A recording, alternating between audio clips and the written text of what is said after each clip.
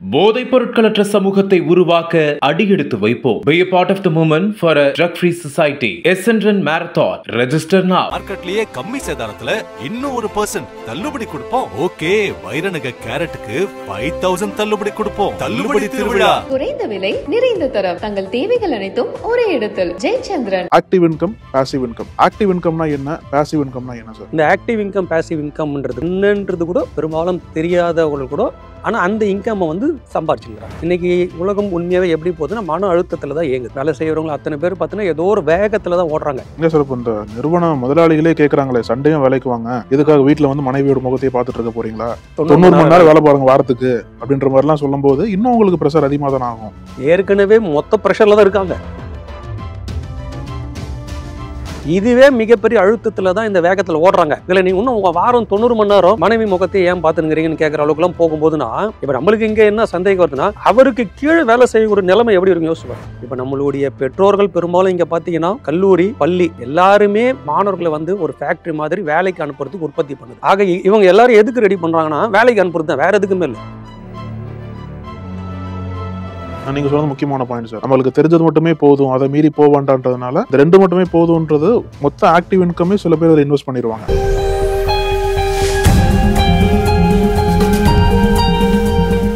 நக்கீர நேயர்களுக்கு வணக்கம். நம் அனைவருக்கும் தேவையான நிதி தொடர்பான ஆலோசனைகளையும் நிதி தொடர்பான கருத்துக்களையும் நம்மிடையே தொடர்ந்து பகிர்ந்துட்டு வரார் நிதி நிபுணர் திரு செழியன் அவர்கள். இன்னைக்கும் நம்மளுடைய அறிஞ்சிருக்கார், அவர்கிட்ட நிறைய கேட்கலாம். வணக்கம் சார். வணக்கம் சார். இன்னைக்கு ஒரு 2 முக்கியமான concept, active income, passive income. இது வந்து ஜென்ரலாக வந்து எத்தனை பேருக்கு தெரியும் நமக்கு தெரியாது. குறிப்பாக வந்து இளைஞர்களுக்கு இதை பற்றி விழிப்புணர்வு அதிகமாக தேவையா இருக்கு இல்லையா? ஆக்டிவ் இன்கம்னா என்ன, பாசிவ் இன்கம்னா என்ன சார் பொதுவாகவே? இப்போ நீங்கள் ஆக்டிவ் இன்கம், பாசிவ் இன்கம் சொன்னாங்க. இன்கம்ன்ற வார்த்தைக்கு நம்மளுக்கு பொதுவாக அர்த்தம் தெரிஞ்சிடும். ஒன்றும் இல்லை, ஏதோ ஒரு வருமானம், ஒன்று தொழில் செய்து வரணும், இல்லைன்னா வேலைக்கு சேர்ந்து வரணும். இந்த இன்கம்மை நம்ம 2ஆக பிரிக்கலாம். ஒன்று ஆக்டிவ் இன்கம், இன்னொன்று பாசிவ் இன்கம் பிரிக்கலாம். இந்த ஆக்டிவ் இன்கம், பாசிவ் இன்கம்ன்றதுக்குள்ளவே இந்த ஆக்டிவ் இன்கம் என்னன்றது கூட பெரும்பாலும் தெரியாதவர்கள் கூட ஆனால் அந்த இன்கம்மை வந்து சம்பாரிச்சுங்கிறாங்க, வருமானத்தை பெற்றுங்கிறாங்க. இது வந்து ஆக்டிவ் இன்கம் தான் தெரியாமையே சில பேர் சம்பாரிச்சு எல்லாருமே பல பேர் ஒரு 10% கூட தெரியல, மீதி 90 பேர் வந்து அது என்னன்னு தெரியாம கூட வருமானம். என்னன்னா உங்களுடைய நேரடி செயல் மூலம் வரக்கூடிய வருமானம் தான் ஆக்டிவ் இன்கம். நீங்கள் வேலைக்கு செஞ்சீங்கன்னா 30 நாள் வேலைக்கு போவீங்க, உங்கள் லீவை தவிர்த்துட்டு அதுலேருந்து வரக்கூடிய சம்பளம், இது ஆக்டிவ். வியாபாரம் இருந்தால் நீங்கள் போய் திறக்கணும், அதில் கவனம் வைக்கணும். நீங்கள் அது லீவ் விட்டால் அன்றைக்கி வர போகிறதில்ல. அப்போ உங்களுடைய ப்ரெசன்ஸ் இருக்கக்கூடிய வருமானம் எல்லாம் ஆக்டிவ் இன்கம். இப்போ பாருங்கள், இப்போ இந்த இதுக்குள்ளே எல்லாருமே இருக்காங்களா? நம்ம தமிழ்நாடு எடுத்தால் கூட அத்தனை பேருமே யாரோ ஒருத்தர் எங்கேயோ ஒருத்தர் தான் செயல் பண்ணினுங்கிறாங்க, அது மூலம் வருமானம் வந்துனுக்குது. அப்போ இது ஆக்டிவ் இன்கம். இப்போ இந்த இன்கமுக்குள்ளே இன்னொரு பிரிவாக பிரிக்கலாம்.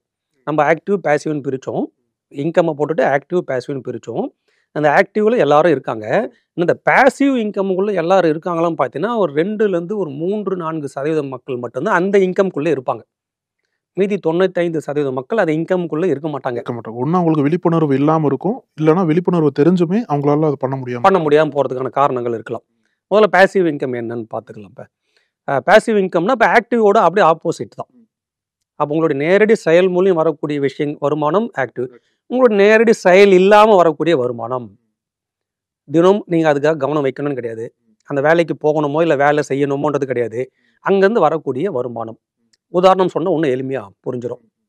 இப்போ உங்களுடைய ஆக்டிவ்லேருந்து வரக்கூடிய சம்பளத்தை ஒரு 10,000 ரூபாய் எடுத்து வங்கியில், உங்கள் சம்பளம் வரக்கூடிய வங்கியிலே ஃபிக்ஸ்டு டெபாசிட்டாக போட்டால் மாதம் ஒரு 50 ரூபா வந்து 60 ரூபா இன்ட்ரெஸ்ட் வரும். உங்களுக்கு 50லேருந்து 60 ரூபா வரும்.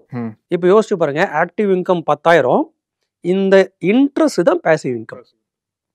இந்த 50 ரூபாலேருந்து 60 ரூபா, அந்த 10,000 ரூபாய்க்கு வரக்கூடிய இன்கம் தான் பேசிவ் இன்கம். இந்த பேசிவ் இன்கமில் எவ்வளோக்கு எவ்வளோ ஒருத்தர் வந்து இன்க்ரீஸ் பண்ணின்னு போகிறாரோ, அவர் வந்து ஒரு கட்டத்தில் ஆக்டிவை வந்து தான் நினைக்கும் போது தேவைப்பட்டால் நிறுத்திக்கும் கொள்ளலாம், இல்லைன்னா ரொம்ப ரிலாக்ஸாக கூட ஒர்க் பண்ணலாம். இன்னைக்கு உலகம் உண்மையாகவே எப்படி போகுதுன்னா மன அழுத்தத்தில் தான் இயங்குது. வேலை செய்கிறவங்க அத்தனை பேர் பார்த்தீங்கன்னா ஏதோ ஒரு வேகத்தில் தான் ஓடுறாங்க.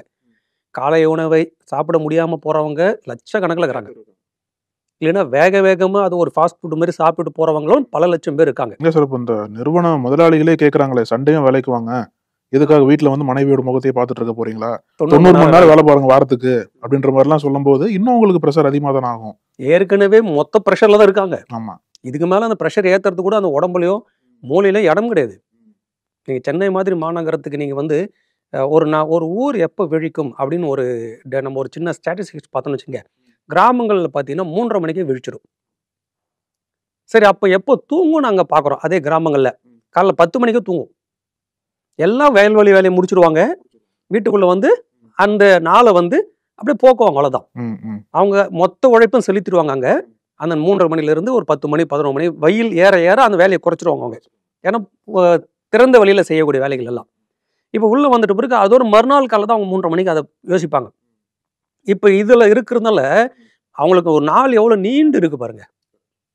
இப்போ அப்படியே சென்னை கொண்டு வந்துடலாம், கோவை கொண்டு வந்துடலாம், மதுரைக்கு இதை அப்படியே அப்ளை பண்ணலாம். இப்போ இங்கே நாள் எப்போ விழிக்குதுன்னு பார்த்தீங்கன்னா காலையில் 5:30லேருந்து 6 மணிலேருந்து பார்க்கறது வீழ்ச்சிக்கும். இன்னும் பார்த்தா நைட்டு ஃபுல்லாக கூட மக்கள் வீழ்ச்சி சுற்றி நிற்பாங்க. நைட் ஷிஃப்ட் போகிறவங்களாம் அங்கே செஞ்சு நிற்பாங்க. நம்ம உதாரணத்துக்கு காலையில் 5:30 மணிக்கே வச்சுப்போம். எல்லாம் தூங்கா நகரம் மாறிடுச்சு. தூங்கா நகரம் ஆமாம் ஆயிடுச்சுங்களா.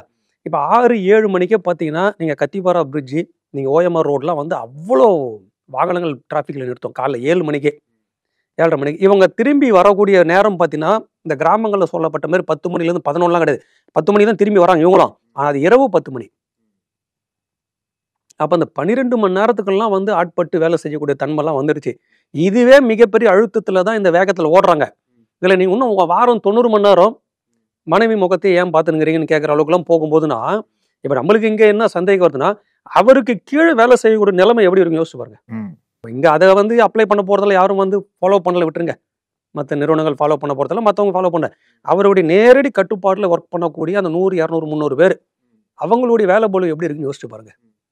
அப்போ ஏற்கனவே அழுத்தத்தில் இருக்கக்கூடிய நபருக்கு மேலும் அழுத்தம் கொடுத்தோன்னா ஒன்றும் பண்ண முடியாது. ஆனால் ஃபிளாட் ஆகிடுவாங்க, அவ்வளோதான், தரமட்டமாக ஆயிடுவாங்க. மிஷினாலேயே வந்து 90 மணி நேரம் ஆக்டிவாக இருக்க முடியாது. அதுக்கு ரெஸ்ட் தேவைப்படுது. நீங்கள் கார் எடுத்து போனால் 300 கிலோமீட்டர் மேலே நிறுத்தி ஆகணும். 2 வீலர்னா 100 கிலோமீட்டர் மேலே நிறுத்தி ஆகணும்.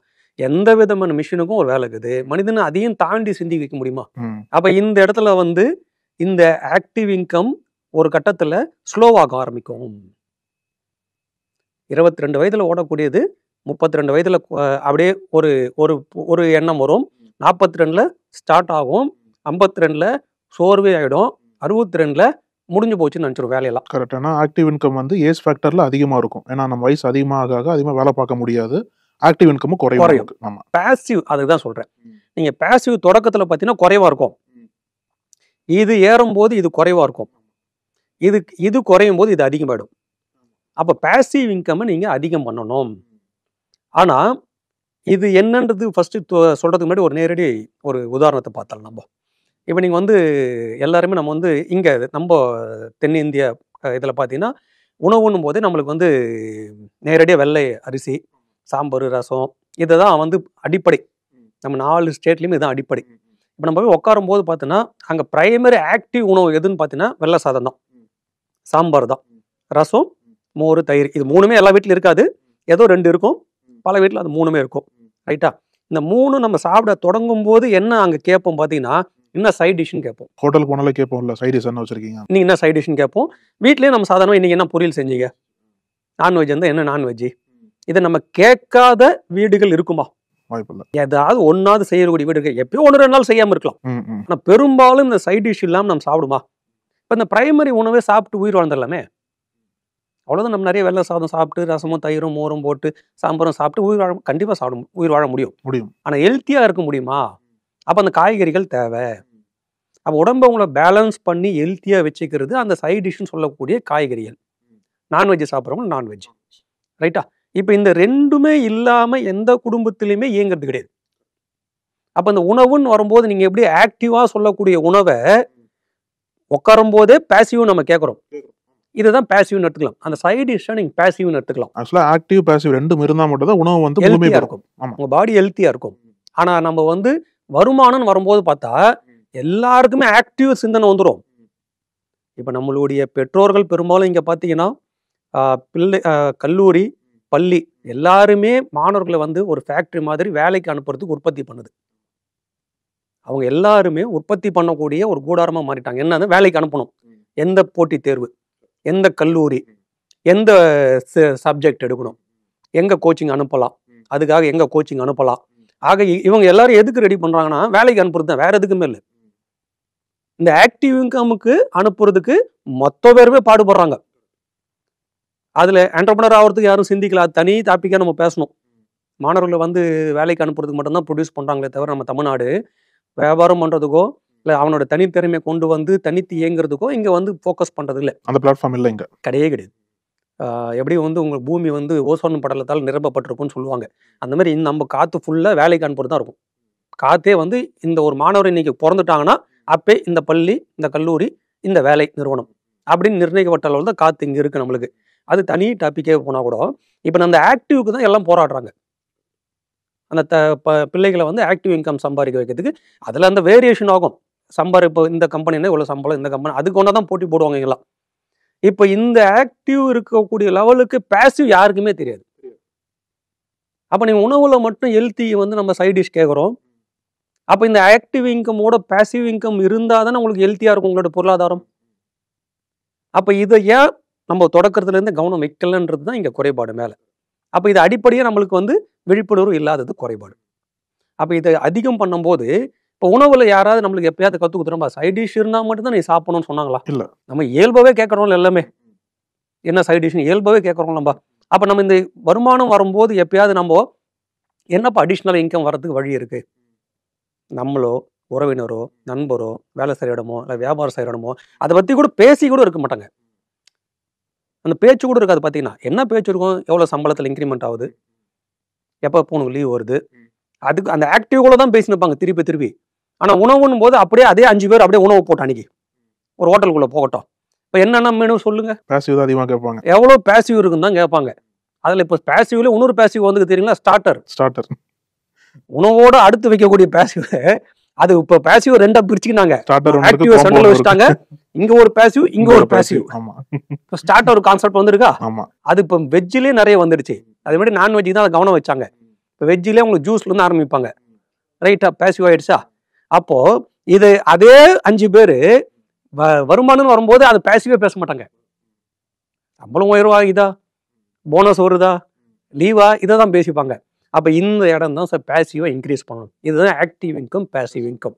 இப்போ இந்த பேசிவ் இன்கம் தான் நம்ம அதிகம் கவனம் வைக்கணும். இப்போ ஆக்டிவ் வந்து நம்ம கவனம் வைக்க வேண்டாம், ஏன்னா நம்ம மொத்த சமூகமே அதுதான் கற்றுக் கொடுக்குது. நம்ம யாரும் வந்து கவனம் தேவையில்லை, அது கவனம் வைக்கணும், அது கவனத்தை குறைக்கணும். ஆமா, அது கவனத்தோட குறைக்கணும். அப்போ பேசிவ் இன்கம்ல கவனம் வைக்கணும். என்ன பேசிவ் இன்கம்ல கவனம் வைக்கலாம், ஏன்னா இதை நம்ம என்னென்ன வழியெல்லாம் இருக்குன்னு தெரிஞ்சாதான் ஒரு சின்ன ஐ ஓப்பனராக இருக்கும். கரெக்டுங்களா. பேசிவ் இன்கம்ல நம்ம 2ஆ பிரிக்கலாம். 2 பேசிவ் இன்கமாக பிரிக்கலாம். ஒரு பேசிவ் இன்கம் அத்தனை பேருக்குமே பொருந்தும். அது என்ன பொருந்தும் அப்படின்னு பார்த்தீங்கன்னா, உங்களுடைய சம்பளம் வரக்கூடிய வங்கியில் ஒரு ஆர்டி ஓப்பன் பண்ணுறது, எஃப்டி ஓப்பன் பண்ணுறது, அங்கேயே வந்து உங்களுக்கு வேறு எதனா இப்போ செல்வ மகள் சேமிப்பு திட்டம் அரசாங்கம் சொல்கிறது, இப்படி சொல்லக்கூடிய திட்டங்களில் நீங்கள் அத்தனை பேருமே போடலாம், அதை ஓப்பன் பண்ணிக்கலாம். அந்த திட்டங்களை ஓப்பன் பண்ண ஒரு பேசிவ். அதுக்கு முன்னாடி இந்த நிதி சந்தையில் என்ன சொல்லுவாங்கன்னா, 7 விதமான வருமானத்தை வரக்கூடிய லெவலுக்கு நீங்கள் உருவாக்கணும் ஒருத்தர்னு சொல்லுவாங்க. இதுதான் நிதி சந்தையில் பேசப்படக்கூடிய விஷயம். அதான் 7 தான் மேக்ஸிமம் அந்த பேசிவ் இன்கம்ல. அப்படி கிடையாது. 7ன்றது நீங்கள் 70 கூட வச்சுக்கலாம். அது அவங்களுடைய தனித்து அவங்களுடைய திறமையில உருவாக்கக்கூடிய விஷயங்கள் தான். 7ன்றது குறைஞ்சபட்சமா அது இருக்கணும்னு சொல்றது. 7 வழிமுறைகள் குறைஞ்சபட்சம் 7 வழிமுறைகள்ல உங்களுக்கு வருமானம் வரணும். 7 அப்படி நிதி சந்தையில நீங்க 7ன்றது இப்ப நம்ம பேசிவா தொடக்கம் கூட தெரியாத போது 7ன்றது பெருசா தெரியும். அப்ப நம்ம 3 கூட முதல்ல கட் ஆஃப் வச்சுக்கலாம். எடுத்தோன்னே 7 தொட முடியாது, 1 2 3 போலாம். 4 இருந்து 5 வருடம் தேவைப்படும். நீங்க 3 ஒரு 2 வருஷம் இலக்கு வச்சுக்கிட்டு 2 எப்படிங்க ஒரு ஆக்டிவ் இன்கம் நம்ம 22 வருஷம் படிக்கிறோம்ல, 3 வயசுல சேர்ந்து 22 இறக்குற ஒரு 17 18 19 வயசு வரைக்கும் படிக்கிறோம்ல நம்ம ஒரே ஒரு ஆக்டிவ்க்கு. அப்போ ஒரு பேசிவ் ஒரு 3 உருவாக்குறது குறைஞ்சபட்சம் ஒரு 2 வருஷமா நம்ம எடுத்துக்கணும். குறைந்தபட்சம் 3 பேசிவ் இன்கம். அந்த 3 பேசிவ் இன்கம்ல தான் ஒரு இன்கம் பேசிவ் இன்கம் தான் எல்லாருக்கும் பொருந்தக்கூடியது. என்ன பொருந்தது? இப்போ நம்ம வங்கியில் சொல்லப்பட்டது, தபால் நிலையத்தில் நீங்கள் அதே ஓப்பன் பண்ணிக்கலாம், இது எல்லாருக்குமே பொருந்தும். இதுலேருந்து வரக்கூடிய அந்த சிறு வட்டி தொகை நீங்கள் ஆக்டிவாக இல்லைன்னா கூட வந்துன்னு இருக்கும். இது எல்லாருக்கும் பொருந்தும் சார். இது இன்னொன்று என்ன எல்லாருக்கும் பொருந்தணும் அப்படின்னா, தங்கம் வாங்குறது. ஒரு நண்பர் வந்து போன வாரம் பேசினார். பேசும்போது இப்போது இப்போ அவருக்கு ஒரு 45 வயதுன்னு வச்சுங்க. 45 வயதில் நான் ஒரு 55 வரைக்கும் வேலை செய்வேன். 55க்கு மேலே வந்து முடிச்சிடலாம், வேலையை முடிச்சுட்டு இருக்கிறத வச்சு என்ன ரன் பண்ணிக்கலாம்னு சொல்லிட்டு அவருடைய இதெல்லாம் சொல்கிறாரு சாதமாக. அப்போது அவருடைய என்ன இந்த 45 வயது வரைக்கும் என்னப்பா பண்ணியிருக்கேன்னு சொல்லி பேசிட்டு இருக்கும்போது, அப்போ அவர் அதிகபட்சம் நம்மளுக்கு தெரிந்து நம்மளுடைய ரத்தத்திலே ஊறிய 2 விஷயம், இடம் வாங்குறது, வீடு கட்டுறது, தங்கம் வாங்குறது. இது 2த்துல அவர் ஏங்கியிருக்கார். கோல்டு வந்து ஒரு 150 சவரத்துக்கிட்ட வரைக்கும் சேர்த்துருக்கார். 150 சவரம் கிட்ட சேர்த்துருக்காரு. இடத்த வாங்கி அவர் வீடும் கட்டியிருக்காரு. இடம் வாங்கி கடைக்கும் சிலது ஏதோ சின்ன வருமானம் வரை கூட செஞ்சுருக்காரு. இப்போ இது போதுமா, இது கற்று போகலாமான்ற மாதிரி அவருடைய கருத்தெல்லாம் சொல்லியிருந்தார். இப்போ பாருங்க, அவருக்கு பேசிவும் தெரியாமல் செஞ்சது 2, 150 சவரம் கோல்டு, இடம். இப்போ இந்த 2மே அவருக்கு போதுமான நல்லாவே போதும். ஆனால் அது மட்டும்தான் பேசிவ் நினச்சி மொத்த ஆக்டிவ் பணத்தையும் அதிலே போடக்கூடாது. அங்கே தான் வந்து கவனம் முன்ன அதிகமாக வைக்கணும். நீங்கள் சொன்னது முக்கியமான பாயிண்ட் சார். நம்மளுக்கு தெரிஞ்சது மட்டுமே போதும், அதை மீறி போவான்ன்றதுனால இந்த 2 மட்டுமே போதும்ன்றது மொத்த ஆக்டிவ் இன்கமே சில பேர் அதில் இன்வெஸ்ட் பண்ணிடுவாங்க. அங்கே போய் லாக் ஆகிடும். ஆக்சுவலாக அது லாக்கு தான். மொத்தமே நீங்கள் இப்போ 150 சவரத்தை என்ன பண்ண முடியும்? அதுலேருந்து உங்களுக்கு எப்படி இன்கம் வரும்? நீங்கள் அது விற்றா மட்டும்தான் இன்கம். கரெக்டுங்களா? நீங்கள் இடத்த கூட ஓப்பன் லேண்டாக வச்சா அது கூட இன்கம் கிடையாது. பேசிவ்ன்றது உங்களுக்கு வருமானம் வரணும். ஏறின் போது இடத்தோட மதிப்பு ஏறும், ஆனால் உங்களுக்கு வரலையே. எப்படி ஆக்டிவ் இன்கம் மாசம் வருதோ அதே மாதிரி வரணும். 1 மந்தாவது வரணும், இல்லை 3 மந்தாவது வரணும். வங்கியில் பார்த்தீங்கன்னா 3 மாதத்துக்கு ஒரு மாதிரி வட்டி போடுவாங்க, அதுவாது வரணும். எங்கேயாவது உங்களுக்கு ஃபண்டு உங்களுடைய டெய்லி கண்ணில் பார்க்கக்கூடிய லெவலுக்கு அது கண்ணில் பார்க்கணும். அது ஏறின் போதுங்கன்னு சொல்லக்கூடாது. அப்போ பேசிவ்ல வந்து இங்கே நம்ம நுணுக்கமாக கவனிக்கணும். கோல்டு வாங்குறது பேசிவ் தான், ஆனால் அதுலேருந்து ரிட்டர்னே வராது. அப்போ ஒரு போதுமான அளவுக்கு தான் கோல்டு நிறுத்தணும். நீங்கள் 150 சவரம்னா அது கொஞ்சம் அதிகம்தான், கொஞ்சம் அதிகமான சேமிப்பு தான் அது. அப்போ ஏன்னா அதுலேருந்து விற்றா மட்டும்தான் உங்களுக்கு ரிட்டர்னு. அவர் இப்போ அதில் உங்களுக்கு வந்து அதில் உணர்வுபூர்வமாக இதில் விற்க மாட்டாங்களே, அவ்வளோ செய்யத்தில் எளிமையாக நம்ம வந்து கோல்டு விற்றுற மாட்டோமே. அப்போ அது அவருடைய காலம் ஃபுல்லாக கூடவே இருக்கும். காலம் ஃபுல்லாக ஏறின் அது விர்ச்சுவலாக ஏறின்னு இருக்கும் ரேட்டு. அவரே கண்ணில் பார்க்க முடியாது அந்த ரேட்டை. அப்போ ஒரு கட்டத்தில் கோல்டை கூட நீங்கள் நிறுத்தணும். சேமிப்பதை ஒரு கட்டத்தில் கூட நிற்கணும். அது அவங்களுடைய தேவைகளை பற்றி நிறுத்திக்கலாம். அவருக்கு மற்ற பேசிவ் இல்லைன்னு தெரியலன்றதுனால அவர் அதிலே இன்க்ரீஸ் பண்ணிட்டு போயிட்டார். இப்போ இந்த பேசிவ் இன்கமில் கோல்டை வந்து நம்ம எல்லாருக்கும் பொருந்துற இடத்துல பொருத்திக்கலாம். எப்படி வங்கியில் நீங்கள் ஒரு FD RD ஓப்பன் பண்ணுற மாதிரி எல்லாருக்கும் பொருந்தக்கூடியது 2வது பேசிவ் இன்கம்னு பார்த்தீங்கன்னா கோல்டு. இது எல்லாருக்குமே பொருந்தும். தொடக்க நிலை ஒரு 500 ரூபா சம்பாதிக்கிறது வந்து 5 லட்ச ரூபா மாதம் சம்பாதிக்கணும் பொருந்தும். இது 2 இது எல்லாருமே பொருந்துக்கலாம். 3வது ஒரு பேசிவ் இன்கம், இது எல்லாருக்கும் பொருந்தாது. இந்த இன்கம் தான் நம்ம கவனமாக வைக்கணும். இதில் தான் அதிகம் நம்ம விழிப்புணர்வு இருக்கணும். அதை நோக்கி இது நம்ம வந்து செயல்படணும். தேவைப்பட்ட அதுக்கான பயிற்சிகள் கூட நம்ம எடுத்துக்கலாம். இது ஏன்னா 3வது ஒரு பேசிவ் இன்கம். அப்படி பார்த்தீங்கன்னா ஒவ்வொருத்தருக்கும் தனி திறமைன்னு ஒன்று இருக்கும். அவங்களுக்கு தெரிஞ்சிருக்கலாம், இல்லை அவங்க சுற்றி இருக்கிறவங்களுக்கு அந்த திறமையை அவங்களுக்கு உணர்ந்திருக்கலாம். ஏன்னா தனி திறமை ஒவ்வொருத்தருக்கு இயல்பாகவே படம் வரையக்கூடிய திறமை பல பேருக்கு இருக்குது. இயல்பாகவே பாடக்கூடிய திறமை பல பேர் இருக்கும். இயல்பாகவே பேசக்கூடிய திறமை, நல்லா மேடை பேசுகிற அளவுக்கு வீட்டிலே நல்லா பள்ளியிலே நல்லா பேசக்கூடிய திறமை இருக்கும். இயல்பாகவே அவங்களுடைய தாய்மொழி அழுத்தமாக பேசக்கூடிய எழுதுகிற அளவுக்கு தெரியும். இயல்பாகவே சில பேருக்கு வந்து சுற்றி இருக்கிறவங்களுக்கு பாடங்களை கற்றுக் கொடுக்க தெரியும். டியூஷன் எடுக்க தெரியும். இயல்பாகவே சில பேருக்கு கை பொருள் நல்லா, ஆட்டு பொருள் நல்லா செய்ய தெரியும். கிராஃப்ட்ஸ் அது மாதிரி நல்லது.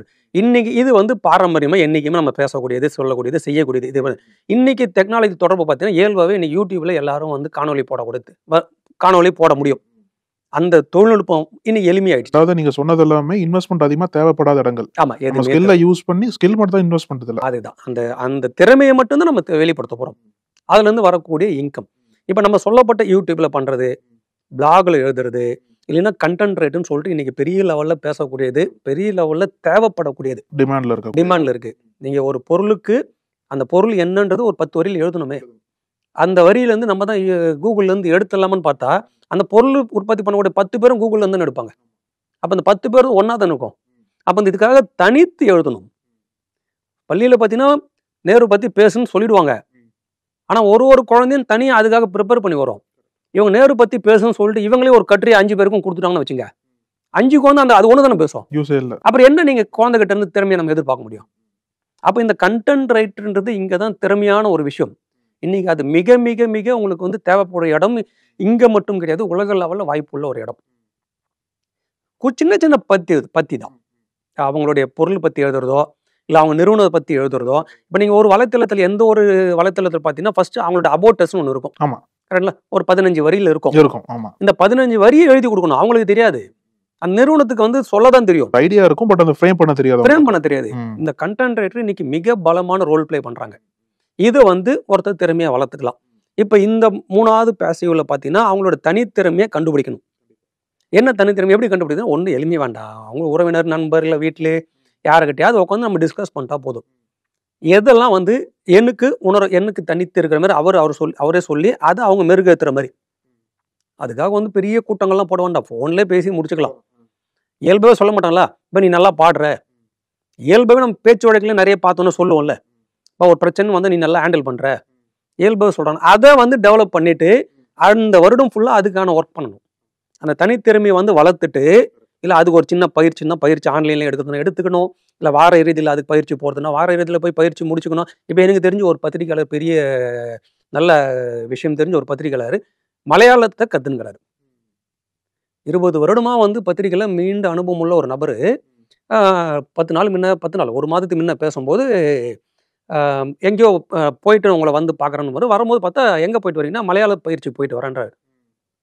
மிக மிக நல்ல ஆழமான வாசிப்பும் ஆழமான எழுத்தும் உள்ள ஒரு பத்திரிகையாளர் மலையாள பயிற்சி எதுக்குங்க? இந்த நம்ம அந்த கேள்வி தான் அடுத்து ஒரு இயல்பா. ஆமா, மலையாள பயிற்சி அடிப்படையாக தெரிய வேண்டிய 2 மொழி தெரியும், ஆங்கிலமும் தமிழும் உங்களுக்கு அழுத்தமாக தெரியும். இதுவே உலக லெவலுக்கு போதும், ஆங்கிலத்து உலக லெவலுக்கும் தமிழ்நாட்டுக்கு தமிழ் லெவலுமா. மலையாளம் அப்படி கிடையாது. மலையாளம் வந்து மிக ஆழமாக அறிவுத்தளத்தை இயங்கக்கூடிய ஒரு மாநிலம். அங்கே இருக்கக்கூடிய அறிவுத்தளத்தை நம்ம நேரடியாக அந்த மொழியில தான் படிக்கணும் அப்படின்னு சொல்லிட்டு அதை வளர்க்குறாரு. இப்போ யோசிச்சு பாருங்க, இப்போ அவர் வளர்க்குறது வந்து அவருடைய அறிவு தளத்தை விரிவாக்குறதுக்கு ஒன்றுனா, நாளைக்கு நேரடியாக அவர் மலையாள மொழியில ஒரு புக் எழுதுவார், மொழி மாற்றமே செய்ய வேண்டாம். இப்போ அதுக்கு அவர் நாளைக்கு நேரடியாக மொழி மாற்றம் செய்யாமல் அவர் எழுதப்பட்டு போகும்போது வெளியிட்டு விடனா அவர் மலையாளத்தில் அந்த மக்கள்கிட்ட பேசுவார். அப்போ அந்த மக்கள் இன்னும் உணர்வுபூர்வமாயிடுவாங்களா? அப்போ இவருக்கு ஒரு பேசிவ் இன்கம், அது நேரடியாக மொழி மாற்றம் செஞ்சு வரக்கூடிய இன்கம் விட மொழி மாற்றம் செய்யாமல் நேரடியாக விற்பனையாகி கூட வரக்கூடாது கொஞ்சம் அதிகம் இருக்குமா? இப்போ அதுதான் சொல்ல பாருங்க, அந்த பயிற்சி அவருக்கு விரும்புறாரு, அதுக்கு பயிற்சிக்கு போறாரு, அதை 1 வருடம் கத்துக்கிறாரு. அப்போ நீங்க அந்த தனியா கண்டுபிடிக்கக்கூடிய ஒரு திறமையை உங்க உறவினரோ நண்பர்கிட்ட கேட்டு தெரிஞ்ச வந்து நீங்களே உணர்ந்த ஒரு திறமையை அந்த 1 வருடம் கத்துக்குங்க. ஃபர்ஸ்ட் தெரிஞ்சிச்சுன்னு சொல்லிட்டு அது முழுமையா இருக்காது. நம்ம இயல்பா வரக்கூடிய ஓவியம் கூட முழுமையா இருக்கக்கூடாது, அதை கொஞ்சம் பயிற்சியில் கற்றுக்கணும். அது எந்த திறமையாக இருக்கட்டும், யூடியூப்ல பேசுறதாகட்டும், இல்லை யூடியூப்ல வந்து நீங்கள் ஒரு சமையல் கலை பண்ணி நிறைய சம்பாதிக்கக்கூடிய நபர்கள் இன்னும் இருக்காங்க. யூடியூப்ல தத்துவத்தை மட்டுமே பேசி சம்பாதிக்கிறவங்க இருக்காங்க. யூடியூப்ல புக்கு ரிவ்யூ பண்ணி போட்டு சம்பாதிக்கிறவங்க நிறைய பேர் இருக்காங்க. யூடியூப்ல புதுசாக எளிமையாக நம்ம பாரம்பரியமாக கேள்விப்பட்டது என்னன்னு பார்த்தீங்கன்னா, இந்த பூம்பு மாடெல்லாம் இருக்கும், பாரம்பரிய நம்மளுடைய பல்லாங்குழி இருக்கும், இந்த பாரம்பரியமாக கிராமத்தில் இருக்கக்கூடிய ஆலமரம் இருக்கும். இதெல்லாம் போய் ஃபோக்கஸ் பண்ணி வீடியோ எடுத்து போட்டு சம்பாதிக்கிறவங்களும் இருக்காங்க வருமானம். அப்போ எதுன்னு நீங்கள் கற்றுக்கிட்டு அதை 1 வருடம் குறைஞ்சில்லாமல் பயிற்சி எடுங்க. பயிற்சி மட்டும் எடுக்காமல் போகனா அந்த பேசிவ் இன்கம் ரேஷியோ குறைஞ்சிரும். அதை நீங்கள் முழுமையாக்கணும். எப்படி உங்களுக்கு 22 வயசு வரைக்கும் உங்களுக்கு ஒரு வேலைக்கு கற்றுக் கொடுக்குறாங்க, ஒரு வேலை தானே போக முடியும். நீங்கள் அந்த ஒரு வேலைக்கு உங்களுக்கு எப்படி 22 வயசு வரைக்கும் கற்றுக் கொடுக்குறாங்களா? அப்போ 22 வயசுக்கு ஒரே ஒரு சம்பளத்துக்கு நம்ம போராடும் போது கற்றுக்கும் போது நம்ம ஒரு 7 பேசிவ் இன்கம் திட்டம் போடும்போது 1க்கு 1 வருஷமாக டைம் தரனால குறைஞ்சி போச்சோம். அப்போ தான் இந்த முழுமையான பேசிவ் இன்கம் வரும். இல்லைன்னா உங்களுக்கு வந்து சின்ன சின்ன தொகை வரும். சின்ன சின்ன தொகைன்றது நம்ம சொல்லிக்கலாமே தவிர அது எப்படி உங்களுக்கு வந்து சைட் டிஷ்ஷே உணவு காய்கறியே கூட 2 வெண்டைக்காய் வச்சா போதுமா? ஸ்டேபிளாக இருக்காது. கொஞ்சமாவது வைக்கணும்ல, எடுத்து தேவைக்கான அளவுக்கு வைக்கணும்ல.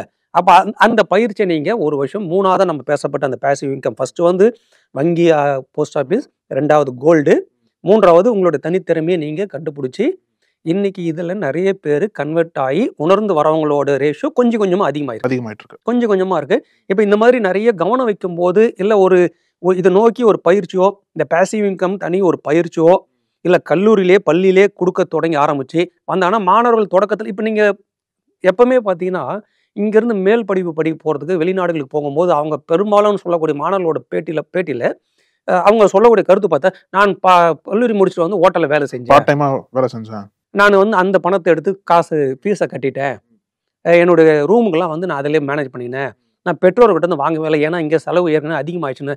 இப்போ அதே பசங்க இங்க கல்லூரி படிக்கும்போது ஏன் வேலை செய்யல? அவ இங்க யூஜி முடிச்சுட்டு தான் நாங்க போயிருப்பாங்க. இல்ல இங்க படிக்கும்போது அவங்க சிந்தனையே வரல பாருங்க. அதுக்கான சேலஞ்சிங். ஏன்னா அங்க அது அதிகப்படியா கவனம் வைக்கக்கூடிய கண்ட்ரிங்க. பாசிவ் இன்கம் அதிகம் கவனம் வச்சு தனித்து ஜென்ரேட் பண்ணக்கூடிய லெவலுக்கு அந்த சமூகமே இருக்கு. இயல்பாகவே எனக்கு வந்துடும்ல. இப்போ இவன் இங்கேருந்து போறக்கூடிய ஒரு நபரு அவங்களுக்கு எண்ணமே கிடையாது, படிக்கணும்னு தான் அனுப்புறாங்க இங்கேருந்து. அந்த தம்பியும் படிக்கணும் தான் போறாரு.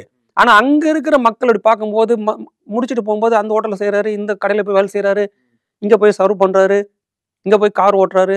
அடாடா, அப்ப நம்ம அவரு அங்க தனித்து இருக்கிற மாதிரி ஃபீல் பண்றாரு. ஐயோ நம்ம தான் இதுல சேரலையோ, அந்த உந்துதல் தான் அவர் உள்ள நோக்குது. ஏன்னா அங்க ஒண்ணு உங்களுக்கு தனித்து கிண்டல் பண்ண போறது இல்லையா, நீ நான் அப்ப ஹோட்டல்ல போய் வேலை செய்யறேன்னு. ஆனா இங்க ஏன்டானா அந்த எண்ணமே இல்லைன்னா இந்த சமூகத்திலேயே அந்த நம்மளுக்கு சிந்தனை இல்லைல்ல. நம்ம கூட இருக்கிற நண்பர்களாகட்டும், உறவினர்களாகட்டும், கூட பழகிற யாருமே அந்த ஒரு செயலில் மட்டும்தான் இருப்பாங்க. மற்ற நேரத்தில் இப்போ மொபைலில் இருப்பாங்க, அவ்வளோதான். இவ்வளோ இருக்கு. அப்போ அங்கே அந்த சூழல் மொத்தமாக இங்கே வளரணும்னா இந்த பள்ளியிலையும் கல்லூரிலையும் இதை டெவலப் பண்ணி விடணும், இந்த பேசிவ் இன்கம் கொண்டு. இப்போ நம்ம பார்க்கப்பட்ட 3ஆவதுல தனித்திறமையை கண்டுபிடிச்சிட்டோமா? இந்த தனித்திறமைக்குள்ள நம்ம யார் யாருக்கு எது வருதோ அதை அழகாகவே குறைவில்லாமல் பயிற்சி கொடுக்கறதுக்குலாம் இன்னைக்கு நிறைய இருக்காங்க. எல்லா விஷயத்தையும் நீங்கள் கற்றுக்கலாம். எதுக்குமே பயிற்சியெல்லாம் இல்லை நீங்களே தான் கற்றுக்கணுன்றதெல்லாம் கிடையாது. அதுக்கு தொடக்கமாக நீங்கள் கற்றுக்கத்தோன்னா யூடியூப்ல லட்சக்கணக்கில் குட்டி இருக்கு வீடியோ. நக்கீரன் டிவிக்கு சப்ஸ்கிரைப் செய்யுங்கள். உங்கள் ஆதரவே எங்கள் பலம். ஆசிரியர்களுக்கு நண்பனாகவும் மாணவர்களுக்கு ஆசானாகவும் திகழும் தேர்வு வழிகாட்டி. ஒவ்வொரு பாடத்திற்கும் அனுபவமிக்க ஆசிரியர்களின் துல்லியமான தெளிவான விடைகள். CNC இருக்கு, தேர்வு பயம் எதற்கு? இது தீரன் பப்ளிஷிங் ஹவுஸ் விற்பனை வெளியீடு.